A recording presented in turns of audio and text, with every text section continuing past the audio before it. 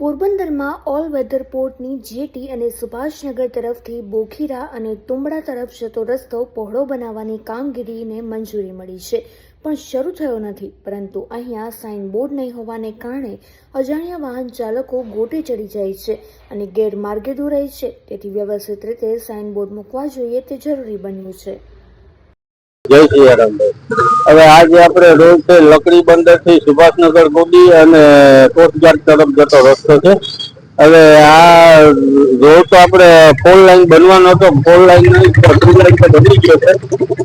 હવે આજે એની જગ્યાએ કોઈ જાતના આપણે બોર્ડ નથી મૂકેલા કે આ જે રસ્તો આપણે સુભાષનગર બાજુ જાય છે કે ગોડી તરફ જાય છે કે ટુંગળા બાજુ જાય છે.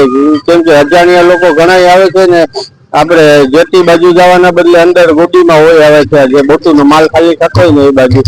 એટલે બસ મારી એટલી જ નમ્ર વિનંતી છે, જે કોઈ અધિકારીના હાથમાં આવતું હોય વહેલી તકે અહીંયા સ્થાનિક જગ્યા એવી છે અહીંયા બોર્ડ મૂકવાની જરૂરી છે. તો બોર્ડ મૂકી દે તો સારું, તો કોઈ અજાણ્યા લોકો આવે એ લોકો હેરાન ના થાય.